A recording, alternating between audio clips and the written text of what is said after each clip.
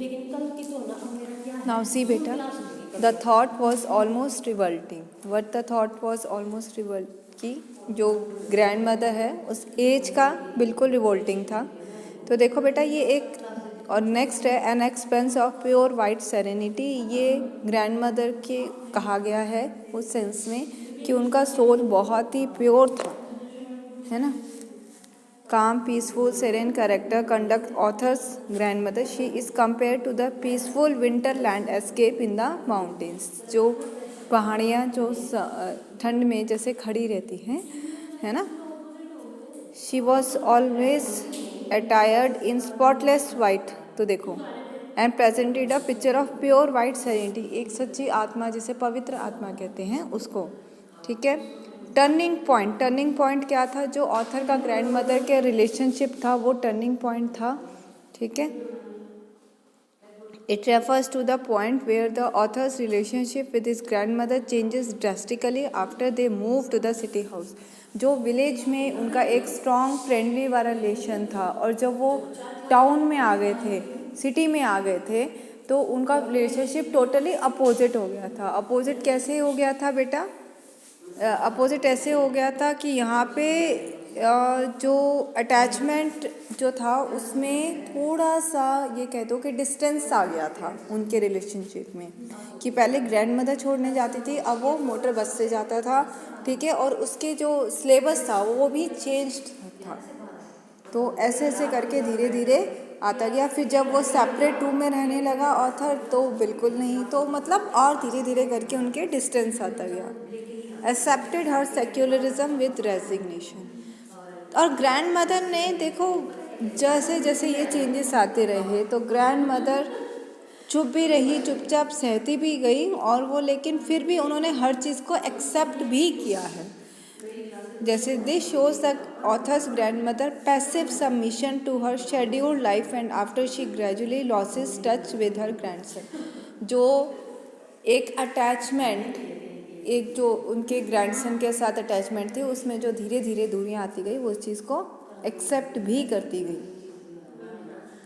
जब ऑथर को खुद का एक रूम दिया गया तो उनका जो फ्रेंडशिप वाला लिंक था वो उनसे छीन गया था।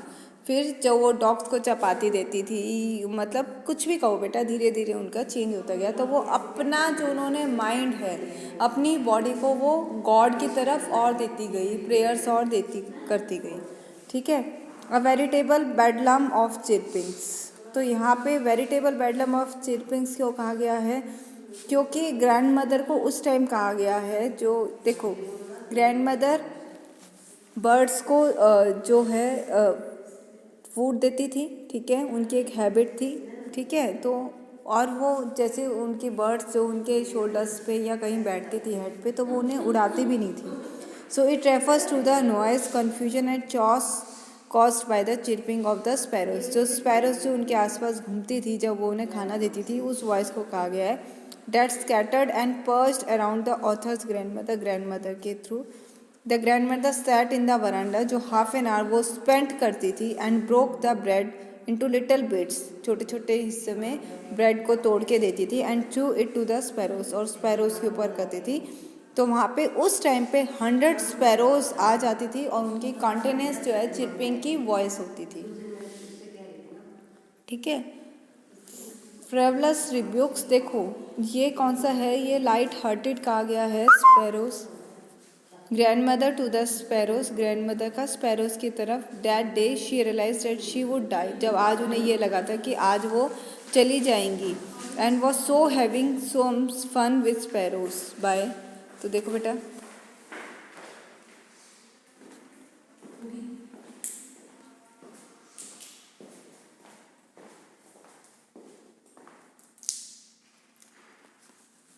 तो स्पैरोज के साथ में एक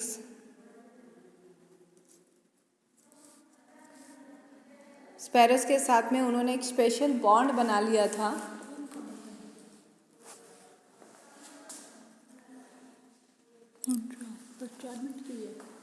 स्पैरोज के साथ में एक बॉन्ड बना लिया था उन्होंने, ठीक है। And the sparrows came in a huge number and the grand mother fed them with little bits, थोड़े थोड़ा उन्हें देती थी. Sometimes she also use to school them, कभी कभी उन्हें डांट भी देती थी. The sparrows perch on her legs, legs पे होते थी, कभी कभी उनके शोल्डर्स पे, कभी कहाँ पे. बट शी ऑलवेज, वो हमेशा हंसती रहती थी और कभी उन्हें साइड में नहीं किया. The sagging skins of the dilapidated drum, देखो it points to the shabby and deteriorated condition of the drum, जो ड्रम की कंडीशन थी उसको रिवील कर रहा है बेटा ये. ठीक है. The grand mother celebrate the home coming, grand mother ने जब ऑथर आए थे वो 5 इयर्स की स्टडी करके, तो उन्होंने ऐसे सेलिब्रेट किया था जैसे एक वॉरियर, एक सोल्जर अपने घर पे आ रहा है काफ़ी टाइम बाद में. वो इतनी ज़्यादा खुश थी. तो उन्होंने उस ड्रम के साथ में आसपास की नेबरहुड जो है उन्हें इकट्ठा करके गाया था. ठीक है. तो देखो यहाँ पे अब टेक्स्ट के अकॉर्डिंग इन क्वेश्चंस के बेटा आंसर्स मैं डिस्कस कर रही हूँ. Mention the 3 phases of authors relationship, जो ग्रैंड मदर के साथ जो 3 फेज था. देखो फर्स्ट फेज में ऑथर बहुत ही ज़्यादा क्लोज था अपनी ग्रैंड मदर से, क्योंकि वो विलेज में था, तो हर एक उसका स्टेप उसकी ग्रैंड मदर के अंडर था. The first phase the author's relationship with his grand mother, तो उस टाइम पे उनकी ग्रैंड मदर उनकी फुल वर्ल्ड थी. ठीक है. Was when author's parents went to, और जो ऑथर्स के पेरेंट्स सिटी में चले गए थे वहाँ पे उसकी ग्रैंड मदर के पास छोड़ के, उस टाइम पे ग्रैंड मदर ने उसकी पूरी देखभाल की थी. और लास्ट तक देखो केयर तो लास्ट तक थी, और लेकिन तब पूरी रिस्पॉन्सिबिलिटी उनका बच्चा था. सुबह उठने से लेकर सुलाने तक का सारा वो अपना शेड्यूल उनके ऊपर बिजी था, और वो दोनों एक दूसरे के साथ खूब इंजॉय भी करते थे. सेकेंड फेज कब आया? जब ऑथर के पेरेंट्स सिटी में सेटल हो गए थे, और जब उन दोनों को भी बुला लिया था, उसकी ग्रैंड मदर को और अपने सन को बुलाया था, तो वहाँ पे थोड़ा सा डिस्टेंस आ गया था उनकी रिलेशनशिप में, क्योंकि उनका जो वर्कआउट था वो चेंज हो गया था. ठीक है. So the author went to English, अब ऑथर इंग्लिश स्कूल में जाने लगा और मोटर बस से जाने लगा. ठीक है. नेक्स्ट थिंग एक और चीज़ थी कि अब grand mother getting ready for school, grand mother she, लेकिन फिर भी वो उसे रेडी करती थी स्कूल के लिए. देखो उसकी स्टडीज़ में भी बहुत चीज़ें शेयर करती थी. ठीक है. लेकिन वो स्टडी में भी उनके थोड़े टॉपिक स्टफ थे जो ग्रैंड मदर को नहीं आते, तो वो समझने की कोशिश करती थी. लेकिन जब उसे धीरे धीरे फिर आगे जब उसकी स्टडीज़ बढ़ी, उसे एक सेपरेट रूम दिया गया, तो और उनका रिलेशनशिप जो है टूटता गया. ठीक है. थर्ड फेज कब हो गया था? जब वो सेपरेट अपने रूम में रहने लगा था. तब ऐसे लगा था जब ऑथर को एक अलग सा रूम दे दिया गया था यूनिवर्सिटी में, तब वो एक तरीके से उनसे उनकी जॉब छीन ली थी किसी ने, जो ग्रैंड मदर की जॉब थी कि इसके ऊपर ग्रैंडसन की पूरी केयर करनी है, तो वो जॉब उनसे छीन ली थी. ओके. तो थर्ड फेज ये था. अब mention 3 reasons when the author's grand mother was disturb when he started going to city school के 3 चीज़ें वो ये थी कि वो चाहती थी बेटा, देखो एक तो पहली बात वो स्कूल छोड़ने जाती थी. ठीक है. यहाँ पे वो मोटर बस से जाने लगा था, तो ये कनेक्शन जो था उसके बीच में वो थोड़ा डिस्टर्ब हो गया था. फिर इंग्लिश स्कूल में उसने काफ़ी इंग्लिश लेसन्स और साइंस के जो न्यू लेसन्स आ गए थे ग्रेविटी वाले, वो ग्रैंड मदर को नहीं आते थे. तो उन्हें क्या थे, उनमें किस पे फेथ था? उन्हें उस पे फेथ था जो रिलीजियस लेसन्स होते हैं वो चाहती थी वो पढ़ाना, जबकि ये टोटली अपोजिट हो गया. ठीक है. फिर नेक्स्ट अगर आप देखोगे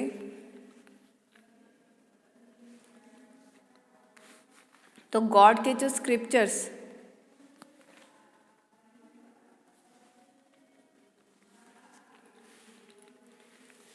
सो she was unhappy that there was no teaching about God, और वो इस चीज़ से बिल्कुल भी खुश नहीं थी कि गॉड की कुछ मतलब वो बिल्कुल भी खुश नहीं थी कि गॉड की ज़रा सी भी कोई स्क्रिप्चर्स नहीं है कि गॉड के बारे में कुछ पढ़ाया जाए, या कुछ उनके ग्रंथ कुछ भी ऐसे नहीं पढ़ाए जाते थे. जो म्यूज़िक था वो भी अलग था, तो वो इन चीज़ों से बहुत ज़्यादा खुश नहीं थी. तो mention 3 ways in which authors grand mother spent her days after he grew up, जैसे वो बड़ा हो गया तो कौन सा उन्होंने अपना देखो माइंड किसी और चीज़ों में डाइवर्ट कर लिया था।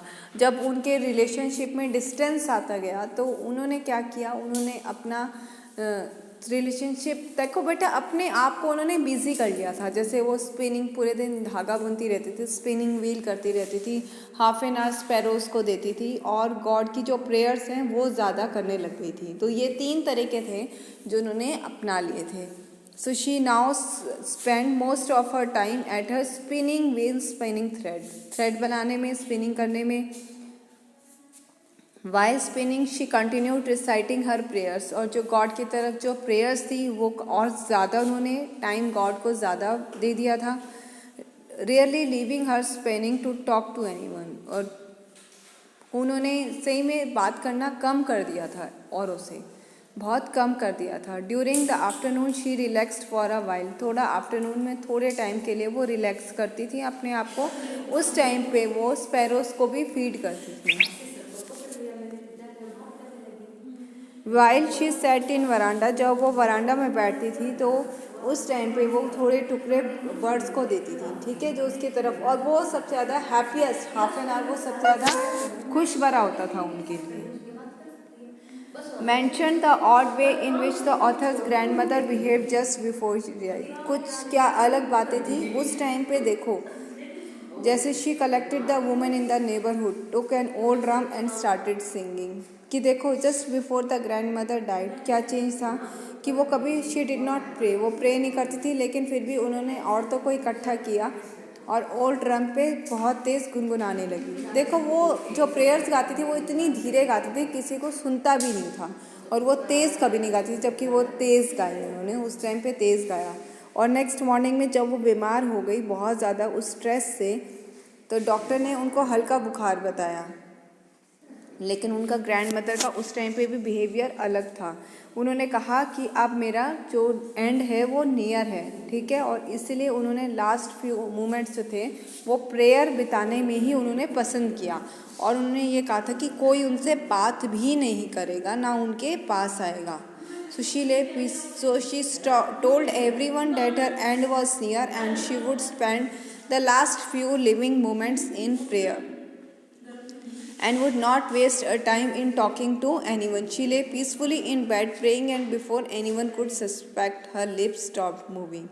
और जैसे कोई पकड़ पाता तब उनके जो लिप्स थे वो मूव करने स्टॉप हो गए। And she passed away peacefully. Mention the way in which the sparrows express their sorrows। कैसे तरीके से स्पैरोज ने सॉरी बेटा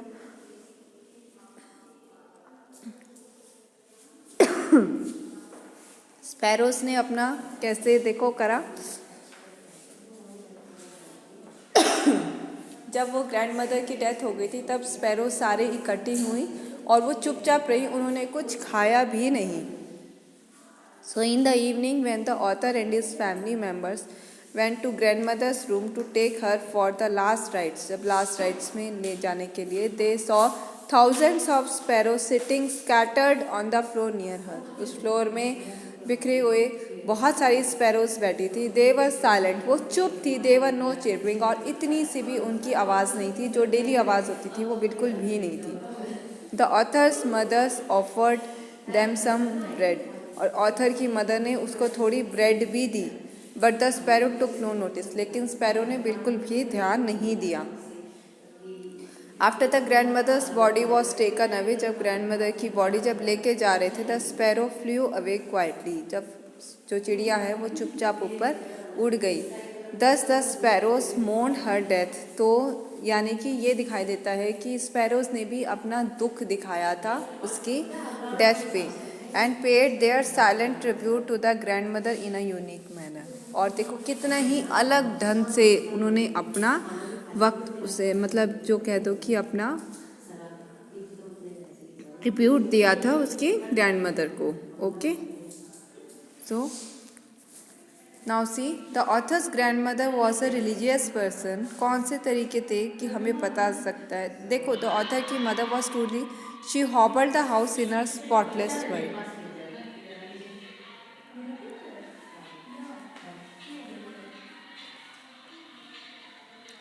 वो हमेशा देखो स्पॉटलेस वाइट क्लोथ्स पहनती थी एंड ऑलवेज जो है अपने पास माला रखती थी जिसे वो फेरती रहती थी, beads of a rosary and reciting prayers, और प्रेयर्स गुनगुनाती रहती थी।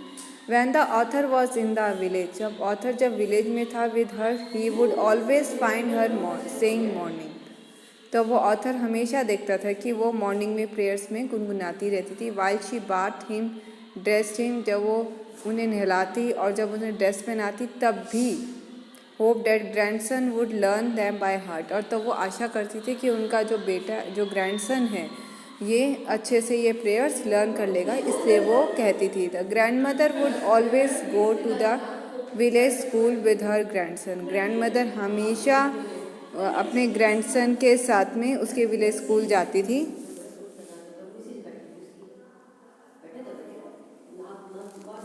Because the school was attach to the temple, क्योंकि स्कूल किससे अटैच था, टेम्पल से अटैच था। While the children were taught the grand mother would sit inside the temple, और जब उन बच्चों को पढ़ाया जाता था तब ग्रैंड मदर जो थी वो अंदर टेम्पल के अंदर बैठी रहती थी और जो ग्रंथ है वहाँ पे वो पढ़ती रहती थी एंड रीड स्क्रिप्चर्स, वो पढ़ती रहती थी। when they moved to the city, और जब वो शहर की तरफ चले गए, the author got busy in his education, जो ऑथर है वो अपने पढ़ाई में बिजी हो गया। She started devoting her time to prayers, और वो अपना जो प्रेयर्स में और ज़्यादा ध्यान देने लगी। And her hands counting the beads of a rosary, और पूरे दिन वो माला ही फेरने में और ज़्यादा टाइम बिताने लगी थी। She was doing the same when she went to receive him at the station, even जब वो स्टेशन भी लेने गई थी तब भी वहाँ पे वो अपनी बीट्स काउंट कर रही थी, डैट मीन्स वो अपने प्रेयर्स कर रही थी। She was he came back from staying abroad, और जब वो बाहर रह के जब वो घर पे आया, the last moments of her life, फिर भी जब वो लास्ट मोमेंट्स थे उनके लाइफ के, वर स्पेंट इन प्रेइंग, तब भी उन्होंने वो प्रेइंग में ही लास्ट मोमेंट्स बिता दिए। Rather than talking to her family, बजाय वो अपने फैमिली मेम्बर से बात करने से उन्होंने अपनी प्रेयर्स में ही टाइम बिता दिया। सो ये सारे इंस्टेंसेस शो करते हैं कि जो ग्रैंड मदर थी वो बहुत ही ज़्यादा रिलीजियस लेडी थी। Describe the changing relationship between the author and his grand mother, did their feelings for each other change, क्या उनके चेंज हुए थे। Changing circumstances affected the relationship, देखो बेटा जैसे उनके वक्त बदलते गए, सर्कमस्टांस चेंज होते गए, वैसे ही उनके रिलेशनशिप में भी चेंज आते गए। जैसे वो पहले विलेज में थे तो बहुत ज़्यादा क्लोज थे, फिर सिटी में आए तो थोड़ी दूरी आई, फिर जब उन्हें यूनिवर्सिटी में रूम दिया तो और ज़्यादा दूरी आ गई, और जब अब्रोड रहे तो बहुत ज़्यादा दूरी आ गई। So changing circumstances affected the relationship between the author and his grandmother. In the village, the author and his grandmother spent most of their time together. She used to get him ready for school and accompany him to the school. School में साथ जाना and help him in his studies. इसकी studies में भी help करती थी. But moving to the city proved to be a turning point. ये सबसे बड़ा turning point था उनके relationship का, friendship का actually. That brought the distance. They still shared the same room, but the grandmother could no longer accompany him to school to help him in his studies. School में उनको help करना studies में ये भी नहीं होता था। The grand mother did not like the kind of education being given to the author at the school, English school, and she did not even like, because there was no God touch which she want. She became disturbed and really talked. सी बहुत ज़्यादा disturb हो गई थी और बहुत ही कम बात करती थी। She reconciled herself with spinning and feeding the sparrows. उन्होंने अपने आप को कैसे बिजी कर लिया था, by the spinning और sparrows को फीड करने में। The gap in their friendship was further widened when the author went to the university. और ये गैप और भी ज़्यादा बढ़ता गया जब ऑथर यूनिवर्सिटी चला गए। And was given a room of his own. जब उसका खुद का रूम उसको दिया गया पढ़ने के लिए। She accepted her loneliness. तब भी उन्होंने अपना अकेलापन उन्होंने एक्सेप्ट कर लिया and gave more time to praying. और ज़्यादा प्रेइंग को टाइम दे दिया। However, their feelings for each other never changed. लेकिन एक दूसरे के लिए फीलिंग्स तो नहीं बदली ना बेटा। देखो खुशवंत सिंह ने उन सभी दूरियों को फील किया, महसूस किया है, अपनी ग्रैंड मदर्स की हर एक फील को महसूस किया है। द ऑथर स्टिल रिस्पेक्टेड हर, फिर भी ऑथर उन्हें रिस्पेक्ट करते रहे. And she kept on loving her grandson, और उनकी ग्रैंड मदर भी उसको लव करती चली गई. She went to the station, उसको स्टेशन देखना, टू सी हिम ऑफ जाते हुए. When he was abroad for higher studies, जब वो आए. Further when he return home, जब 5 ईयर्स के बाद आए, तो उन्होंने 5 ईयर्स को भी बहुत लॉन्ग टाइम, इतना लॉन्ग टाइम था उनके लिए कि उन्होंने वो सेलिब्रेट किया था उसका home coming by singing songs and beating the drums, ऐसे सेलिब्रेट किया था. Okay, so we have discussed till here, so all have to do the question answer. Okay, just write the points related to it and show to me. Okay.